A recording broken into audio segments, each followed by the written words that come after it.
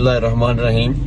आज इमरान खान साहब के नॉमिनेशन पेपर मियां वालियान ने 89 और लाहौर 122 से लेके मैं राय मोहम्मद अली और इखलाक हैदर चट्टा यहाँ मौजूद आए थे खान साहब से साइन करवाने।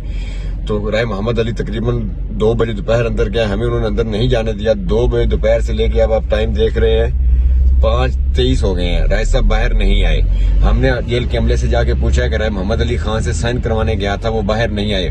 जेल वाले इस बात से इनकारी हैं कि वो कहते हैं वो साइन करवा के कब के चले गए। हम उसी वक्त की गाड़ी में बाहर बैठे हैं, राय मोहम्मद अली बाहर नहीं आए, ना खान के नॉमिनेशन पेपर बाहर आए हैं। इसी दौरान शेर अब्दुल मरवत और बैरिस्टर उमैर खान न्याजी भी जेल के अंदर खान साहब को मिलने गए हैं। उन्होंने भी आके बताया कि उन्होंने भी राय मोहम्मद अली को अंदर नहीं देखा।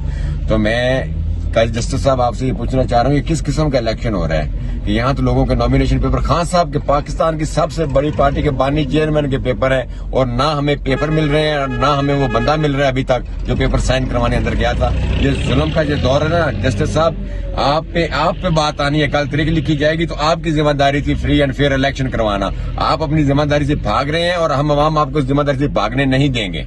इंशाअल्लाह।